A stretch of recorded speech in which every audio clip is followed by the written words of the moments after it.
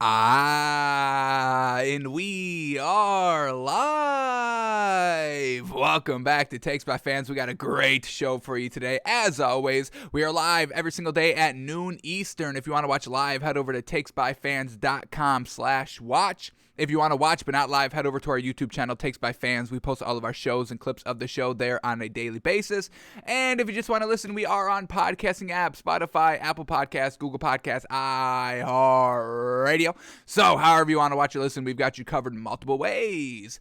Already today is a big old Sunday, folks. It is our pre-game show. We got games kicking off at 1 o'clock today, folks, in the next 59 minutes. So today we're just going to be breaking down. We are going to talk about the game from last night, and we are going to see if we may be able to use yesterday's game as a blueprint for the rest of our picks. Now, Patriots plus 2.5 was one of our official picks of the week, so unfortunately we can't go 6 for 6 now. So we'll see if we can make a new bet here that we feel comfortable with so we can try and go 6 for 6.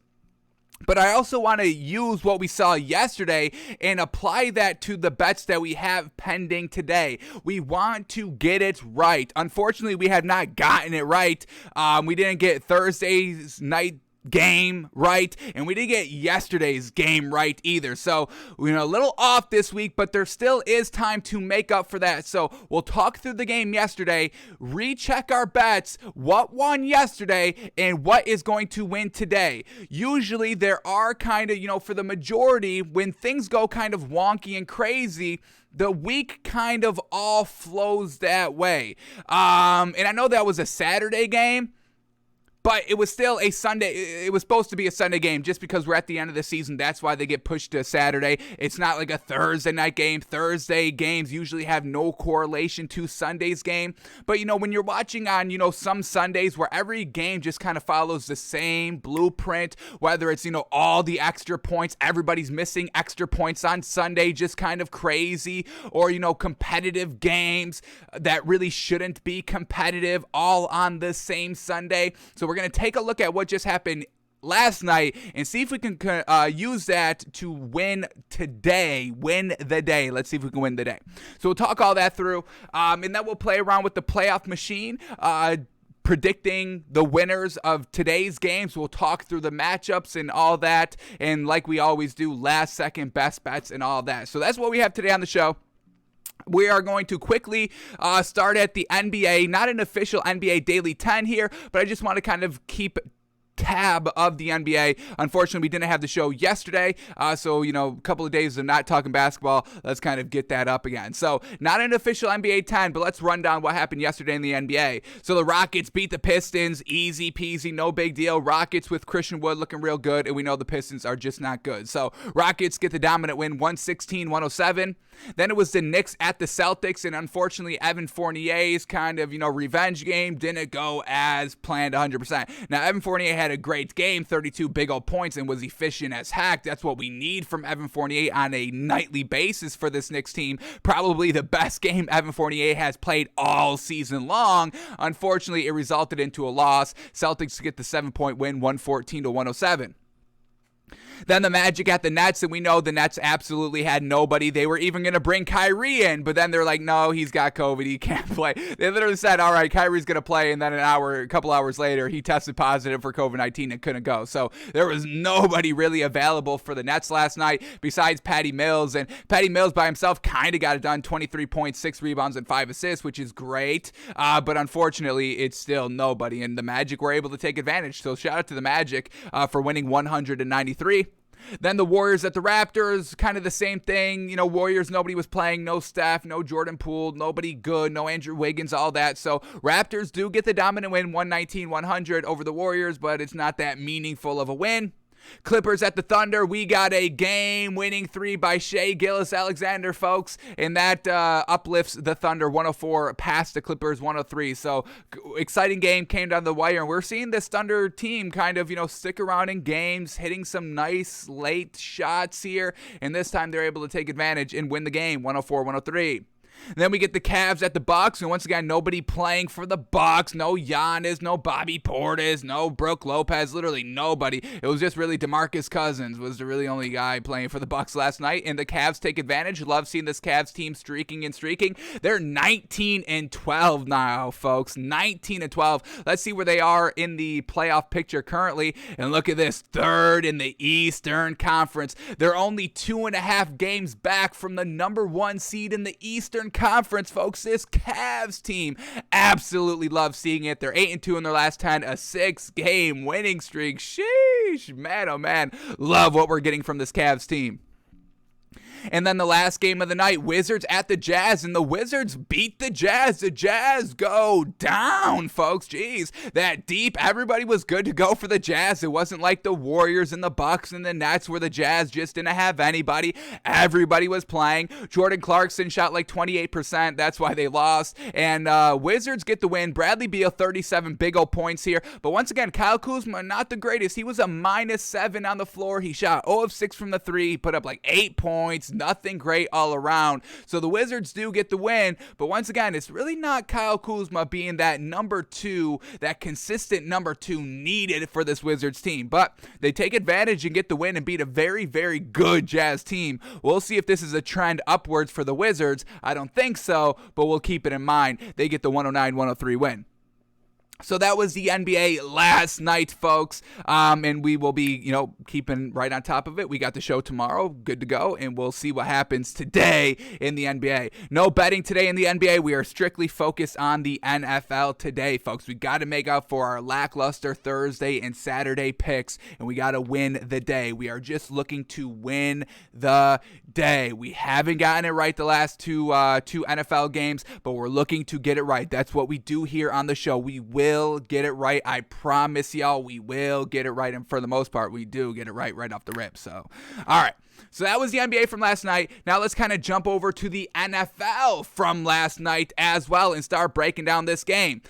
This was one of our official picks of the week. Patriots plus 2.5. They got out to a really, really slow, bad start. They didn't even score until the fourth quarter. But the Patriots defense, they got kind of, shook early on in the game, 14 points in the first quarter. But other than that, this Patriots team locked down the Colts for really the rest of the game. And just unfortunately, Jonathan Taylor put the nail in the coffin with that giant 70-yard run. And we will watch Jonathan Taylor highlights today because, this man is playing absolutely fantastic. The Colts are running the ball and running the ball and running the ball. So we can start buying this Colts team kind of as close as 100% as we can truly get.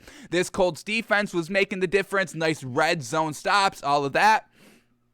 And perfect, Carson Wentz throwing the ball 12 times this game. And that's exactly what we want to see from this Colts team with Frank Reich. Remember, 2 weeks ago, they had the bye last week. 2 weeks ago, when the Colts were facing the Texans, we were like, hey, this is like this is like the bachelor party. Let Carson Wentz throw the ball 50 times. Let him get it out of his system, because after this game, we don't want to see Carson Wentz really throw the ball more than 20 times in a game for the rest of the year.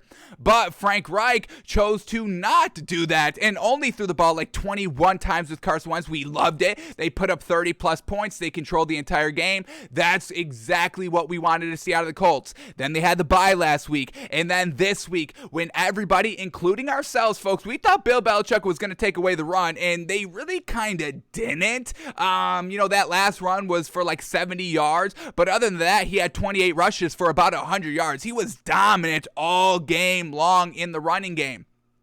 So with that being said, we were a little worried Frank Reich was going to be a little bit too pass happy here, and he wasn't. So this was a big old dominant flex by Frank Reich, hearing all the stories, all the narrative throughout the week. Oh, you're not going to be able to run on Bill Belichick. He's going to shut it down. You're not going to be able to run it on this team. You're going to have to rely on the pass. Bill Belichick is going to shut down Jonathan Taylor. And Frank Reich was like, No, no, he's not. Nobody can shut down this man, JT. What are you talking about? So he sticks with the running game and sticks with the running game and sticks with the running game. Now that has some big balls there by Frank Reich going against the best coach in the league. And, remember, what was it? Which coach was it? Like 2-3? It was Sean McDermott. Remember the reporter after the Bills faced the Patriots, and that was the game the Patriots only ran threw the ball 3 times, and everybody was losing their mind. And the reporter had like the gall to ask Sean McDermott, like, hey, how was that kind of psychological game against Bill Belichick? It kind of seemed like he kind of got, the upper hand. And Sean McDermott was like, all right, well, let's relax. We all know Bill's a great coach, but stop kind of overinflating him. Kind of Frank Reich was kind of doing the same thing here. He's like, don't put this, psychological pressure that Bill Belichick is like actively psyching me out through the entire week of like, hey, you're not going to be able to run the ball. You're not going to be able to run the ball. You're not going to be able to run the ball. Frank Reich was like, I don't give a damn about that psychological nonsense that the media's kind of trying to spin here to make Bill Belichick look greater than what he is. Bill Belichick doesn't need the help of the media to kind of say and show how great of a coach he is. The winning was in the wins the proof is in the wins the last 20 years, folks. No.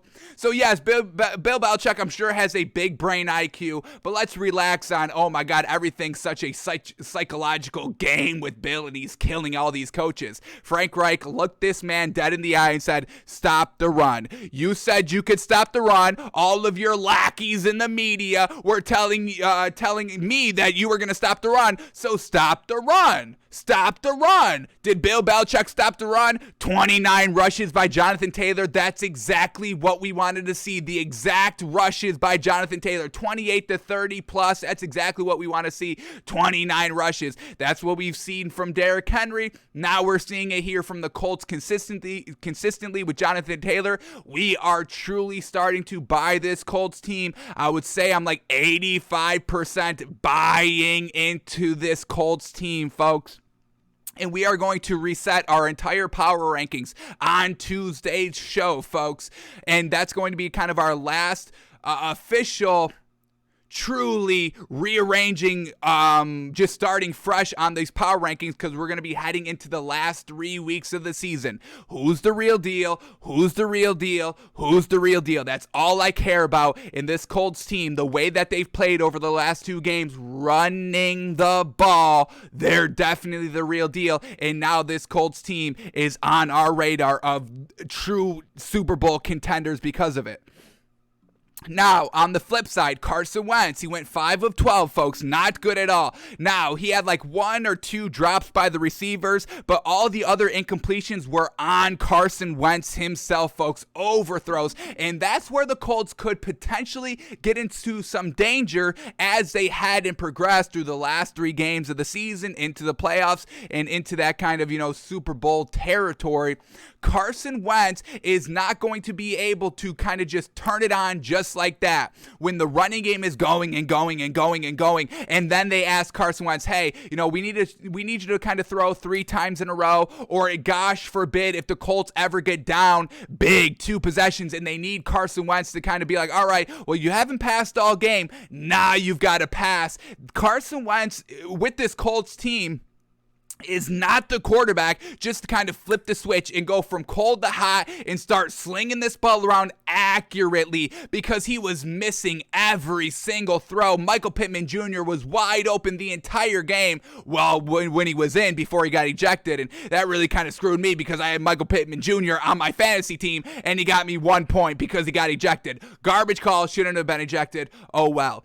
But Carson Wentz was just missing and missing and missing overthrows. I think there was 1 throw to the back of the end zone, I believe on Mo Alley Cox, the tight end, where it was perfect ball placement, but he couldn't hold on to it. That was like the only drop on the receiver, not on Carson Wentz for the entire game. So this is going to be a little interesting to truly see if Frank Reich can fight the temptation of having Carson Wentz go out and win these games. And also, once again, remember that Super Bowl with Pete Carroll and Russell Wilson and Marshawn Lynch on the 1-yard line. We could get that same exact situation here in the playoffs at any time. Frank Reich must resist the urge for Carson Wentz to get the credit for the team and also must resist the urge of not letting this man throw the ball 40 plus times a game. We'll see if Frank Reich has the self-control of doing that. That's the only thing from stopping the Colts from going to the Super Bowl. Honestly,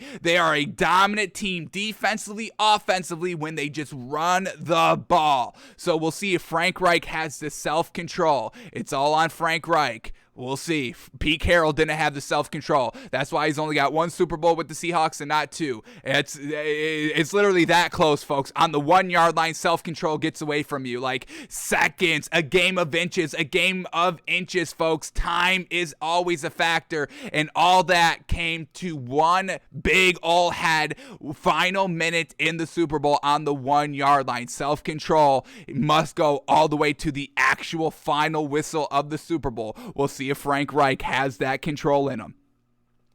But here we go. Carson Wentz went 5 of 12. Now, we love this. We've got no problem. And this is what's so great here. You just beat a Texans team, throwing the ball 21 times. Okay, it's against the Texans, but can you win against great teams by not throwing the ball 30 plus times? And here we go. Again, Frank Reich getting the answer. Yes, you can. You don't need to throw the ball. 27 points here by the Colts. Some stalls in the red zone as well when Carson Wentz was throwing the ball. So once again, you can still put up all these points while controlling the clock, controlling the game. I mean, what was this drive here in the second quarter? A field goal drive that went 9 minutes? I mean, you control the game with the run. The Patriots, they had their punt blocked for a touchdown. Then they go down 14-0. Then they go 5 and out. So, I mean, they've got no momentum. They've been able to really do nothing sustainable on offense, not because of Mac Jones. We're going to talk about that in a second.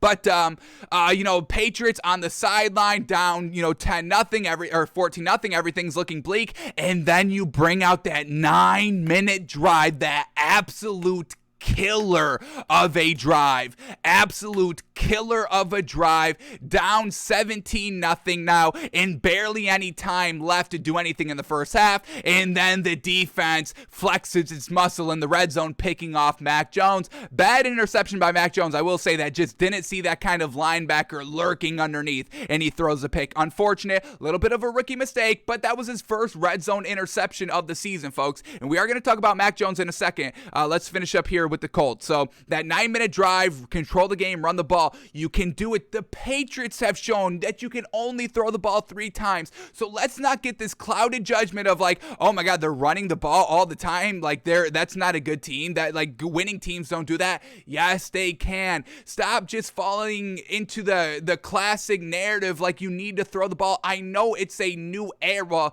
That's what it's painted as, and I kind of agree. It is kind of a new era in the NFL with all the passing and the deep balls, and you really just need to pass the ball to win the game. Running the ball doesn't win you any games anymore, which we all know is a lie because the Titans with Derrick Henry are only good because of Derrick Henry in the running game. It's not because of Ryan Tannehill, and I don't like disrespecting Ryan Tannehill, but he's not getting it done himself. We all know this. So you can run the ball and be successful. Frank Reich, please don't lose that self-control. That's all we're asking. We're loving the Colts if he doesn't, so we'll see how long it lasts. How long does Frank Reich's self-control last, folks? I hope it's all season long. All right, let's finish up the stats here for the Colts. So here we go. Carson Wentz, 5 of 12, 41% completion percentage for only 57 yards, 1 touchdown and 1 interception. See what we mean? He throws the ball 12 times and he still manages to throw an interception at the worst time when the Patriots are starting to come back. They just put up a touchdown. I think it's 20-7 at this point. And he throws an interception, which leads to 3 points by the Patriots. That was your opportunity to once again go on that kind of 9-minute drive and ice the game. But Carson Wentz says, hey, I'm going to kind of take matters into my own hand a little bit here and throw the interception. So please get the ball out of Carson Wentz's hand. Frank Reich, please don't lose that self-control. So 41% by Carson Wentz, absolutely atrocious on only 12 attempts. Riddle me how he does that. I don't get it. rushing game was fantastic. Like we know, Jonathan Taylor, 29 rushes for 170 yards and 1 touchdown. And guess what, folks? He had the game-winning nail in the coffin. Who gon' stop me?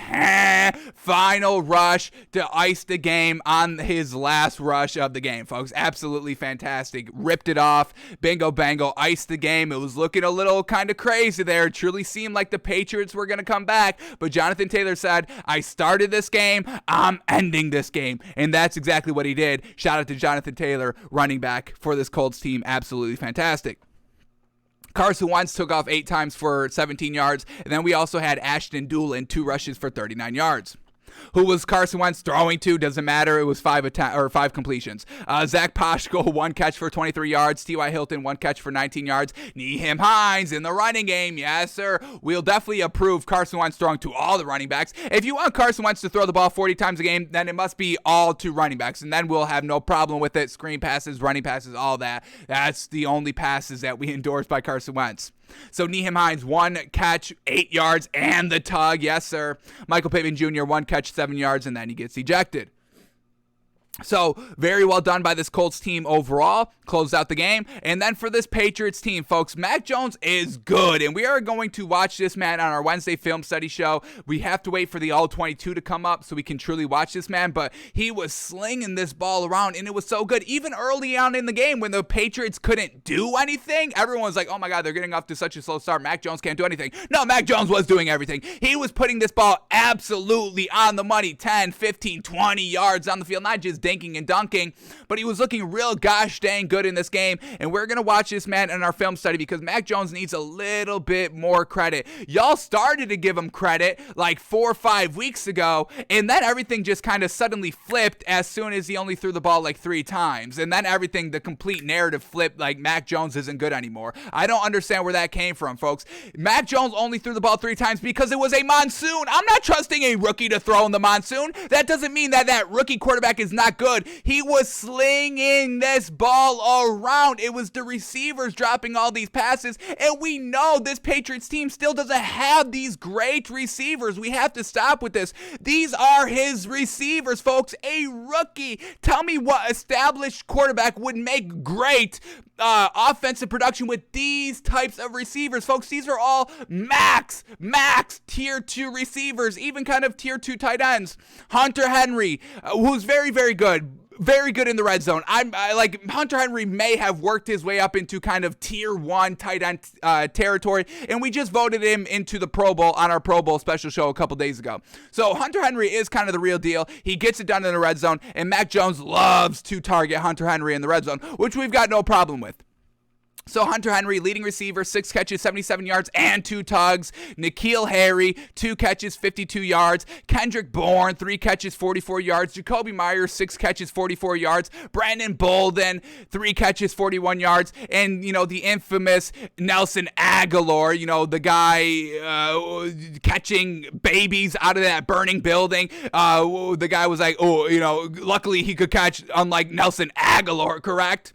So, I mean, these are all the receivers that Mac Jones is working with. This is nothing fantastic. Now, they're serviceable, I'll say that. But these aren't fantastic receivers that are going to make, like, rookie quarterbacks look so gosh dang good. Mac Jones is truly doing his damnedest out here. But these receivers need to be a little bit better for him. And we'll watch him on our Wednesday film study, folks. We'll break down all of his throws. Most of his throws, his incompletions. We'll show you, hey, these are really good throws. Just unfortunately, it just was not connected in that first half.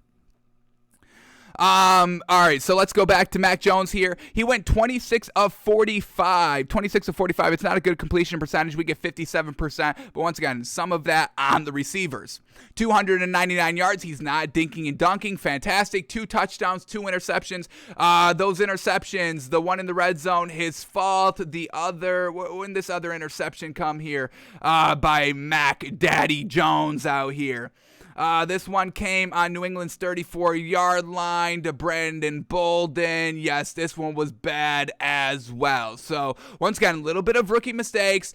We haven't really seen all these multiple interception games by Mac Jones, so we're going to kind of take this as a little bit of an outlier game. We'll still kind of weigh it decently, and we'll keep our eye on it, but I don't think this is anything like the panic and jump overboard on Mac Jones. We still believe he can definitely get it done this season, next season, and future to come here. So we are not wavering on Mac Jones. Mac Jones is the best rookie quarterback still in this draft class. That is still our stance.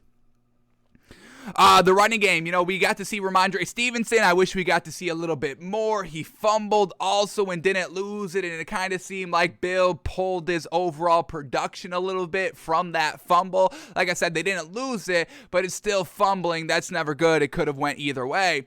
So Ramondre Stevenson, the fumbling is still a little bit of an issue. Still a little bit of an issue here, which is not good. So Ramondre Stevenson, he led the team in rushing, 10 rushes for 36 yards, which is okay. Could have been obviously a little bit better. We saw what Jonathan Taylor did. Kendrick Bourne, 2 rushes, 19 yards. Mac Jones took off once for 12 yards. Jacoby Myers got a rush for 9 yards. Brandon Bolden ran 4 times for 3 yards. So, definitely could have stuck to the running game maybe a little bit more. I know you got down 17-0. It was tough, but overall, we need kind of Ramondre Stevenson, and we didn't have that kind of big, explosive run by the man, which we were all hoping for. At least I was. But overall, a really solid game right here. Once again, coming down to the fourth quarter, wild, crazy, electric, back and forth fourth quarter, which is really all these games so far, and for really the entire season, at least kind of the prime time nationally televised games anyway.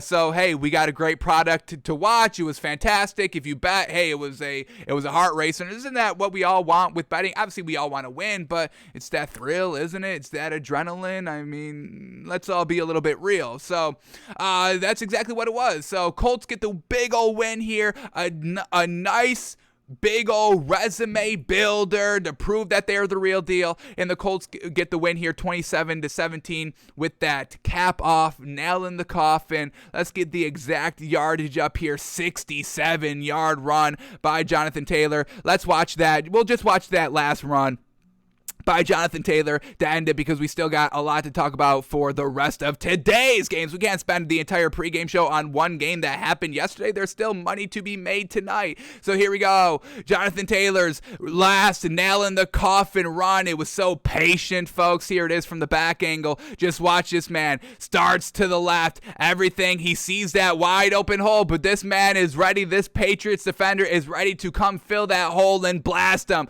So Jonathan Taylor says, no, I'll go right. He somehow is able to find a little bit of a hole, the jump back right in this pile, and then he's off to the races. 67 yards. J.C. Jackson will not catch this man. Bye-bye. That's the win, and unfortunately now the Patriots no longer have the number 1 seed in the AFC, folks. How unfortunate. So now, heading into today's action, folks, this is the playoff picture. Let's start with the AFC. Chiefs are the 1 seed. Titans are now the 2 seed. How crazy is that? This Titans team is now the 2 seed. No longer the Bills. The Bills have fallen. The Patriots have fallen. The Ravens have fallen. And it's Derrick Henry-less Titans at the 2 seed. Wow, how crazy. Titans 2 seed. Patriots fall to the 3 seed. Baltimore Ravens at the 4 seed.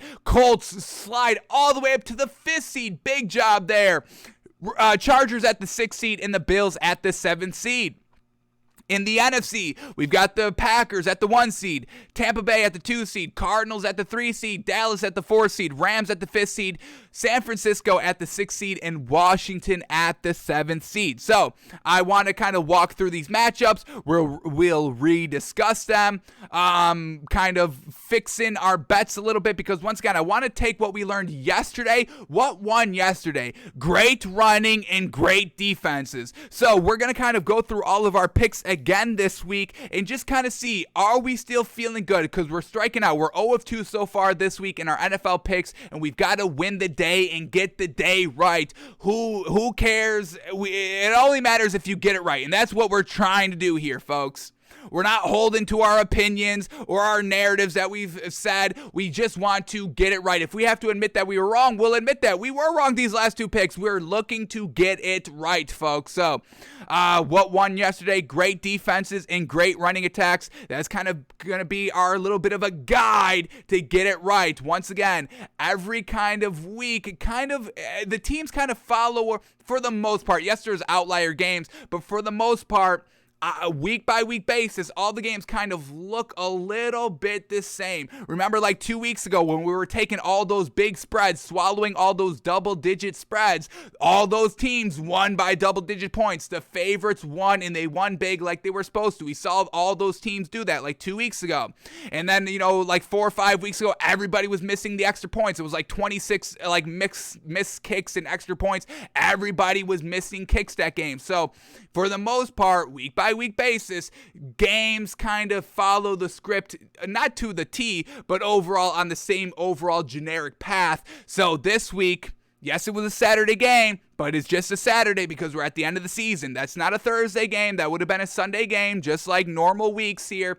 So great defenses and great running games are kind of our overall guiding line of what we should be betting this week, okay? So let's start. Let's do some ins and outs. I wanted to talk about this Urban Meyer story because we get a ton of quotes here by Urban Meyer, and they're all just absurd. But we are going to have to save this one till tomorrow. We've got no more time. We got to get out of here in like 25 minutes. So we'd spend 25 minutes on Urban Meyer, folks. You know how we get carried away. So this is coming up tomorrow, folks. Read this article. Get prepared for it because it's honestly ridiculous what this man is saying. Antonio Brown, he is going to rejoin the Buccaneers Monday after suspension for violating the COVID-19 protocols. The fake vax card, all that. So we're going to see what is Bruce Arians going to do with AB. He kind of said, hey, we're going to deal with it when he comes back. Now, is Bruce Arians going to be tough on Antonio Brown, or is he going to be lenient? He's looking for another ring, looking for another championship, or is he going to put that aside and, make an example out of AB? That's going to come on Monday, Tuesday, so be prepared for that. We'll talk about it. Ins and outs. Who's out today? No DeAndre Hopkins. That's definitely going to hurt the Cardinals a little bit, not too much. They've got an easy opponent. No DeAndre Swift. That's going to be the biggest thing for the Lions, and unfortunately they got the Cardinals. So TJ Hawkinson also out, and that's the only person they throw to is TJ Hawkinson. That's their best receiver, and he's a tight end, folks. So that's why we all know that the Lions are not good. No Daniel Jones still, so Mike Glennon, the giraffe, is out there again, and I think he is going to play like an actual giraffe because there's never been a giraffe in the NFL that has ever worked out, correct?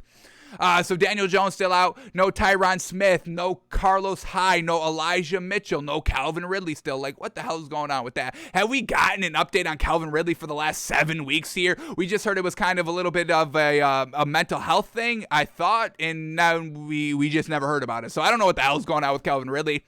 No Riley Reif. No Logan Wilson. No David Bakhtiari. No Taron Armstrong. No Ryan Ramczyk. No Jamal Dean. No Rashad Perryman. Those players are all out, but who is playing today? We get Josh Allen good to go on the ankle. We get Aaron Rodgers good on the toe. We get Chase Edmonds good to go for the Cardinals. We get Michael Carter good to go. Tyler Kroft, Myles Gaskin, and Adam Troutman all good to go. Myles Gaskin coming off the end of COVID-19 list just in time. So is Javon Holland, safety for the Dolphins. I believe it's just Jalen Waddle who is still on this COVID-19 list for the Dolphins.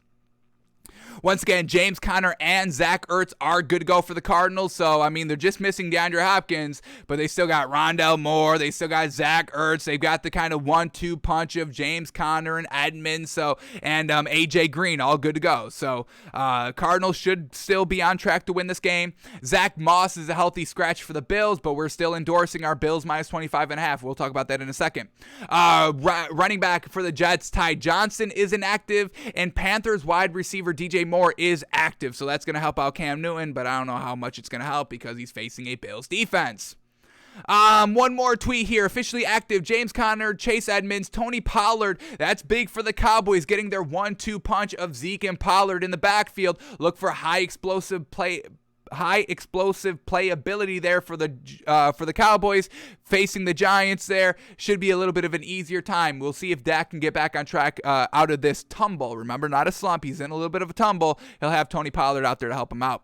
DJ Moore good to go. Like we said, Zach Ertz and Rex Burkhead all good to go. And then officially inactive, Emmanuel Sanders and Zach Moss. So that's going to hurt the Bills a little bit, but overall, they're facing the Panthers, and the defense should be able to get great field position in, hopefully Stephon Diggs gets the ball, and hopefully they start to establish some sort of running game. We'll see if that happens. So no Emmanuel Sanders, no Zach Moss, Ty Johnson also inactive as well.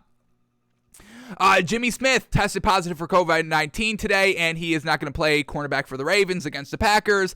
And Joe Hayden, cornerback Joe Hayden for the Steelers, who's been out for the last month with a foot injury, is expected to make his return today. So the Steelers, I think that's going to be our replacement pick since we already lost on the Patriots +2. Let's get another 6 pick here to see if we can win the day 6 for 6. I think it's going to be the Steelers, but we'll talk about that matchup in the spread when we get to it. Now, so those are all the in and outs here, who's going to be playing and not playing today. So let's go to the playoff machine, talk these matchups, maybe repick some games and our spreads given what we just saw win yesterday. And let's start talking about these matchups for the last 20 minutes while we are live before we have to get out of here for kickoff. So here we go. First matchup up here, Panthers at the Bills, and one of our official picks of the week, which is still going to stand. And folks, look at this. When we talked about this line and spread on Thursday and Friday, it was Bills -11. It has now climbed all the way to Bills -14.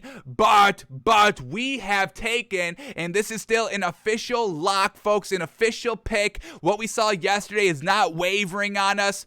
Rushing wins and great defenses win, and this Bills team has a great defense. They don't have the rushing game, so they are missing that, but they're facing against the Panthers, who don't have a good defense. The rushing game is not good. It's Cam Newton led mostly, and they don't have a passing game. So, and we know this Bills team is a must-win and a must-dominate win to get back in the good graces of the overall media and the fandom and all that. So we are still officially endorsing Bills -25.5 here. Now, because this line has increased 3 points, you can bet this one up now to Bills -27.5 +450, but we got great value at Bills -25.5. We locked that value in at odds +425. Now the odds of Bills -25.5 are +325, so you lose value on that. Once again, lock in the value whenever you can. So we are still taking the Bills to win. We are still taking the Bills -25.5, folks. That is the pick. We are not taking that -14 lame duck spread. That's too easy for it. The Bills are absolutely going to run rampant over Carolina. And if they don't, you'll hear from us on Monday, because there will be no end, folks. We'll spend the entire hour and a half clowning the Bills, saying they're not the real deal, and going wild on them. They need to dominate this game. We are still taking that -25.5. And let's do a points by a team in the first half prop bet. I think we're going to love the value here. We may have to break our rule of never taking anything over 14.5 points of the prop bet of points by a team in the first half. We may have to break that rule here, but this is the week to do it. Bills at home against a Panthers team, a must. Folks, this is such a must-win game for the Bills. I'm sure y'all know this, but I'll reiterate it. It's a must-win game, must-win dominant game for the Bills here. So here we go. Halves, points by a team in the first half. Here we go. Bills points by a team in the first half is over 14.5. So we don't like to take anything over 13.5 because now we need at least 2 touchdowns and all that. Now we need 3 scores, but I think the Bills offense can get it done, and I think the defense will be able to force a couple of takeaways. It's Cam Newton, folks. Passing the ball, he's trash. Can also fumble. He's also on the road. So Bills over 14.5. We never break our rule. We never break the rule of taking anything over 13.5, but this is the exception to the rule, folks. We are breaking our rule, but it's going to pay off. And the odds are at +100. Nobody's taking this. Everybody's staying away from it because it is 3 scores, but it's the Bills at home against the Panthers team. Turnovers galore. Quick shots. This Panthers defense, it was good the first 3 weeks. You know what other team was good the first 3 weeks? The Broncos. Now they are back to being good, but they had that stretch of not being good. The Lions were competitive like the first 3 weeks of the season, folks. Remember, they were losing like by field goals, last second, all that, and now we still know they're absolutely trash still. So Bills over 14.5 points in the first half is an endorsement for us. We are taking this, and Bills minus 25.5 still stands. All right, next game up here, Jets at the Dolphins, and this is one of our picks still, and we are still rocking with this Dolphins minus 9.5. Let's see if it's changed any, and if we lost any value. Let's quickly take a look. And it is now Dolphins minus 10.5. So once again, lock in that value while you can. Now you're over the 10-point hook, so now you got to win by touchdown, or touchdown and 2 field goals, not just a touchdown and field goals, because we got it under that 10 hook. So once again, value, folks, that's the biggest thing we stress on the show. Get the value, lock in the value while you can. And now with all these kind of mobile sports betting apps coming out and being more legalized throughout the country, you're going to be able to secure that value every second and every minute of the day, folks. Cannot wait for that. So, Bills minus 10.5 here. We still endorse it. We still love the Bills to dominate. Once again, defenses truly, and that's for every NFL season. As the season progresses, truly start to just bet on, if you don't know who to take or anything, just bet on who's got the good defenses.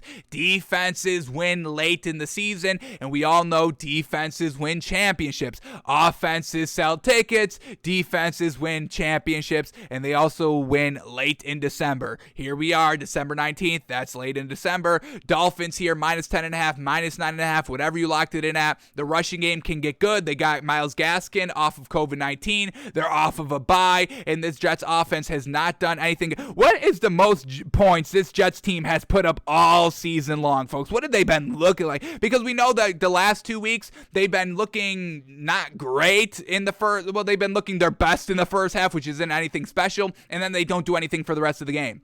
So these are their point totals for the last couple of weeks. 9 points last week against the Saints. They were at home against the Saints and put up 9 points. I mean, that's really all we need to know for betting this game, but let's keep going. Against the Eagles, 18 points. That's all they put up, and all those 18 points came in the first half, and we remember they missed every single extra point that they had that game.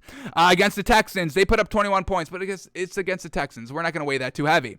Against the Dolphins, they put up 17 points. They faced a couple of weeks ago. The Dolphins win 24-17, only 7-point win, but the Dolphins were on the road, and the Jets were still kind of they were on that kind of uprise a little bit because there was no Zach Wilson, so there was a lot of optimism in the air for the Jets. Against the Bills, 17 points, and then they put up 30 points against the Colts, and that brings us to November. So everything before that, not the most relevant now. So we're still loving the Dolphins here, and with the Dolphins winning alone, they cannot get into the playoffs this week. So they still need some more help, and we'll see if that help comes, or maybe they can't even get in regardless this week. We'll play around with the playoff machine at the end once we're done making our official predictions. Next matchup up, Cardinals at the Lions, and this is still an official pick here. Cardinals minus 10, good defenses. They've got the good running game now that they're 1-2 punches back, and James Conner's been getting it done when he was lonesome out there, but now they got Chase Edmonds back. So the defense of the Cardinals is there. The rushing game of the Cardinals is there. So our Cardinals minus 12.5 is still standing, and it went up a little bit to Cardinals minus 13. So not a lot of movement on this line like we've seen. 3 points by the Bills, 1 full point by the Dolphins. Only half a point here by the Cardinals, and we're still loving it, and we're taking it. We locked it in at Cardinals minus 12.5, and with the Cardinals winning alone, they get the number 1 seed, but we still have to see what happens with the Packers. Once again, we get Kyler Murray off that bad loss. I mean, this is going to be a dominant game here. Let's quickly see, can we make any good prop bets here by the Cardinals team, points by team in the first half, potentially? If it's over 13.5, we'll take it. We're not going to do 2 over, 14 points here in the first half. We're not going to break the rule twice. And whoa, holy cow. The Cardinals line for points by team in the first half is over 16.5. That's absurd, folks. Holy cow, jeez Louise. Definitely not taking that. Even though we love the Cardinals and know they're going to kill it here, we still not going to take that. That's crazy talk. Holy cow. We'll just stick with our regular Cardinals minus 12.5 here.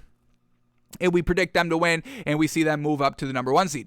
Next game up here, Texans at the Jaguars. And we're still going to take the Jaguars minus 3.5. I still love the play here of everybody's feeling so liberated by, Urban Meyer being fired. And now we get all these Urban Meyer quotes. And once again, we didn't get into this article, and I still want to save this entire article for tomorrow. But this one quote right here, just right off the rip, quote by Urban Meyer: "Losing eats away at your soul. Once you start losing, it's hard on everybody." So that's Urban Meyer's big excuse of why he's such an asshole and a dick of a coach, and maybe just a human being overall. It's because he's winning. He loves winning too much. Once again, that competitive spirit, folks. Everybody in the media loves just using that competitive spirit, competitive nature to just explain everybody. Urban Meyer of why he deserves a wild 8th chance in the league 8 years removed is because of his competitive spirit, and Urban Meyer has earned the right of being an awful human being because he's so competitive and just wants to win. Yeah, so does Bill Belichick, and he's not the dick. He's not physically abusing players. He'll just say he doesn't love you. That's it. I mean, Tom Brady, what did Bill Belichick say? Like, attaboy once, and Tom Brady got into his feelings about that. That's all Bill Belichick does. He doesn't give you praise, over and over every second of the day. You can still be a little bit of cold-hearted while also not being an asshole and a physically and mentally and emotionally abusive maniac. I mean, that's possible to do. We see that.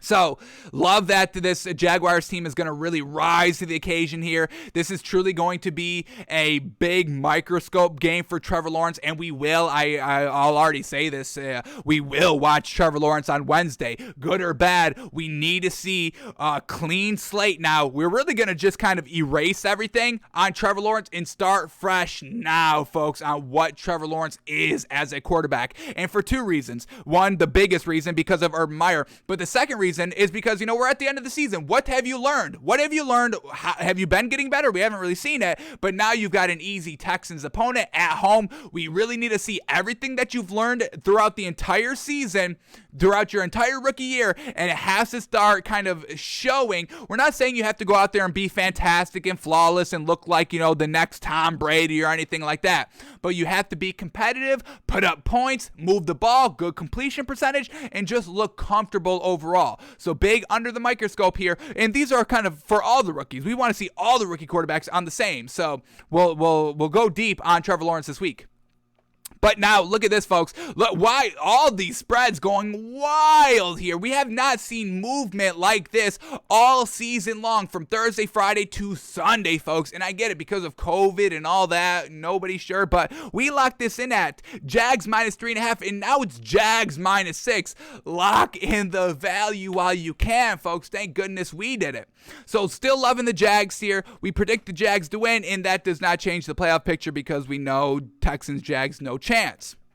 All right, then we get the Cowboys at the Giants, and I got to set a bar here for Dak, folks. This is the only game we are going to set a bar for a player this week, and we got to see Dak. If Dak wants to officially be taken out of the tumble state, once again, we are not using the slump word. Dak doesn't want to use the S word, slump word. Jerry Jones did kind of use the slump word. A lot of people are using the slump word. We like tumble a little bit better. We think slump is a little too severe wording overall. But let's get a bar for what we need to see of Dak this game. Well, first of all, we need to see a full game. Last week it was good first half, abysmal second half, almost lost the game. So that's going to be the first thing we have to see by Dak. Full 4 quarters of good quarterback play. That's the one thing, the one stipulation. Now let's start talking about numbers-wise, shall we? These last couple of weeks, folks, 56, 65, 68, and 65% completion percentage. His season total so far is 67.9. That's what we want to see him at, 68 plus. Really would go kind of 70 plus, but we won't make it that hard for him because we don't think the tumble is that severe where we have to see this ginormous jump. But I still want to see 68% plus completion percentage. I am going to set this number a little bit high. So we didn't set the completion percentage that high. It's still decently high. 68's it's real good, folks. Decently high, but Dak's been breaking it all year long. So it's not anything out of the realm. But this is where we will go a little bit high. I want to see 300 plus passing yards by Dak. At least, at minimum, 2 TDs, and I don't want to see any turnovers. If he can complete all those things, Dak will officially be taken out of a tumble state here and back into our good graces right in time for our final complete overhaul of our power rankings for the rest of the season, folks. That's coming up on Tuesday. So it's anybody's race there in the power rankings. We're at the end of the season. Prove it. Put up or shut up. It starts this week. Last 4 games, of the regular season, and we'll have the start of that last 4 games. We get that start today, so we'll talk about it on Tuesday. So one last time, the bar on Dak Prescott: full 4 quarters of good quarterback play, 68% plus completion percentage, 300 plus passing yards, 2 plus touchdowns, and 0 turnovers, fumbling, interceptions, all that, no turnovers. So we're choosing the Cowboys to win it. We did not officially take the Cowboys because we still want to see, Dak get out of this tumble a little bit. And the line is Cowboys minus 12.5. Not ready to swallow all that given what they did last week. All right, then we get the Titans and the Steelers, and I think this is going to be our pick here. I think I'm liking the Steelers. Let's see what the line is. Last time, I think we checked it. It was Steelers +1, I believe. Hopefully, we got a little bit. Oh, no, now it's Steelers minus 1.5. So I think we lost a little bit of value this week, but I am going to substitute. We lost the Patriots +2.5 pick. I get it, folks, but we are going to replace a pick here so we could try to hit that coveted 6 for 6 on Sunday. We're taking the Steelers minus 1.5. I really think Chase Claypool is going to have a really good game, and I think Mike Tomlin's going to make it a little bit of a focus offensively to get this man activated a little bit more. Steelers at home, I think they can take advantage. This Titans team, it's still just, we saw one great rushing game by the 2 running backs of the Titans against the Patriots, but overall, it's Ryan Tannehill not able to take full advantage and full control of this offense. I'm taking the Steelers here at home. I think they surprised a lot of people. Now, I think the Steelers do have a really good game, and I honestly think they win by 7 or more points, but overall, that's not going to change our overall thinking of the Steelers unless they just look godly, which I don't think they will. So we're still not going to love the Steelers at the end of this week, but I still think they squeak it out today. I love the Steelers minus 1.5, and that's going to be our new official 6th pick. Steelers minus 1.5. I'm feeling good about them. I'm just having a feeling. What was our feeling like 2 weeks ago? We just had a feeling. The Seahawks, remember, we were taking all those prop bets last week because we just woke up feeling the Seahawks. Woke up this morning feeling the Steelers 100%. Our feeling checked out great last week, and it's going to check out great again. Our gut, our feeling, folks, it speaks right. We listen to it. Steelers minus 1.5. I'm loving it today, folks. So we chose the Steelers to win. With the Steelers just winning, Titans fall to the 3rd seed. We got to pick this up a little bit because we got to get out of here in 4 minutes, folks. Next game up, Bengals-Broncos. This is going to be a great game, a true test for Teddy Bridgewater. I hope he succeeds.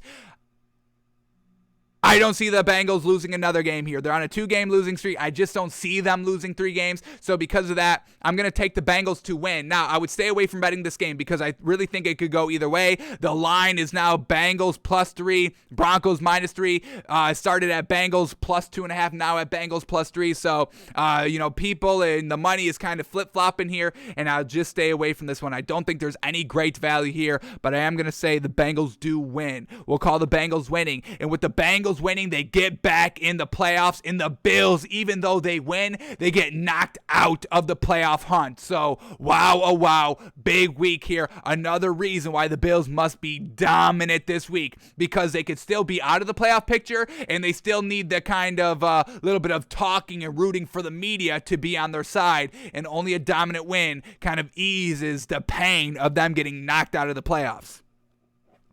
All right, next game up here. Falcons at the 49ers. I think the 49ers get it done. Once again, we bought the Falcons last week, but we don't buy them, folks. We still stay off of them. We had to make the exception to the rule. Once again, we never take anything over 13.5 points in the first half. We had to make an exception to the rule this week with the Bills. We made the exception to the rule of betting the Falcons last week because it was against the Panthers. So I think the 49ers stay good here. They get the win. They stay at the 6th seed with the win.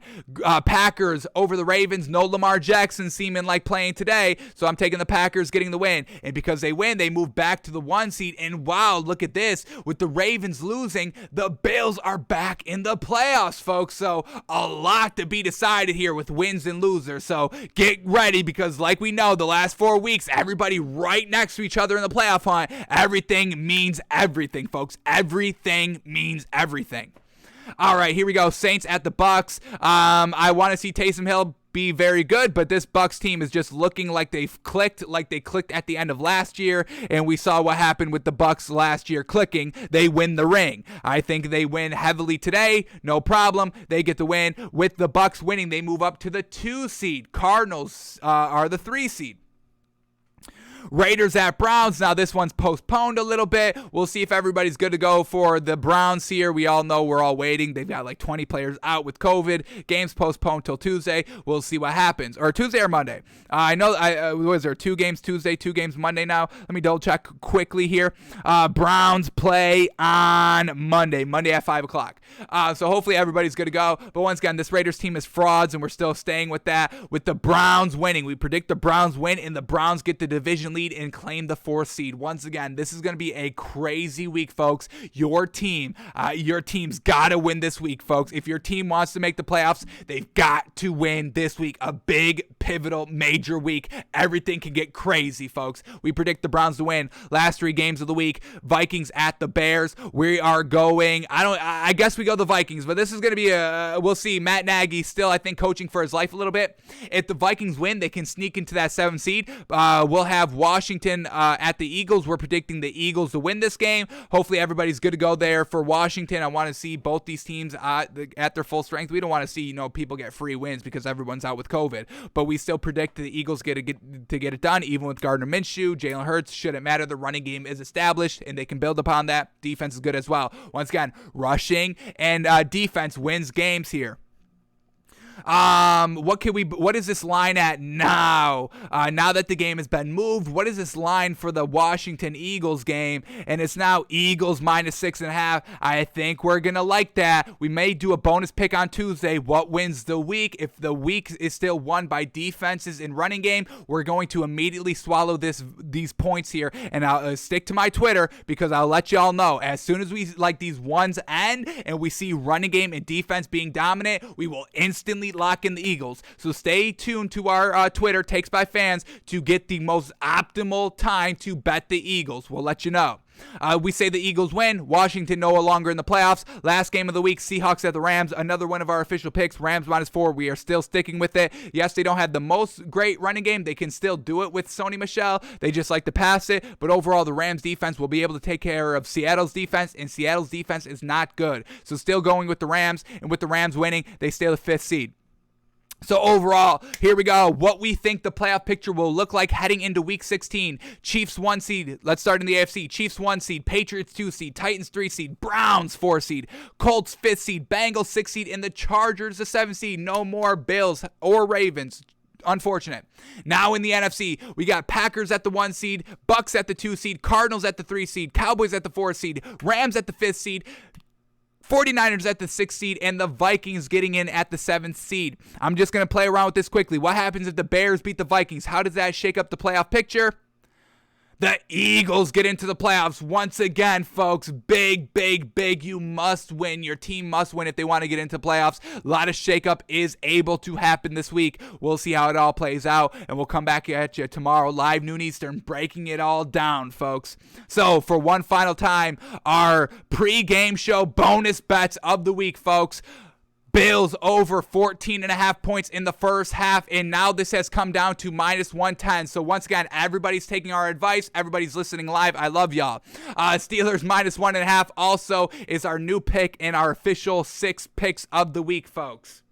Alrighty, that is going to do it for us today, folks. We are 3 minutes away from kickoff. Let's quickly make sure nothing else has been breaking as we were live for the last 57 minutes. Does not seem like it. So we are out of here. Hopefully your team wins. They got to win to make the playoffs, folks. Hopefully, I'm hoping, I'm praying for you. I'm praying for my team. I'm praying for your all team. We'll see you tomorrow, folks. Have a great one. Enjoy the day, and hopefully you make a little bit of money because we're expecting to as well. Alrighty, folks.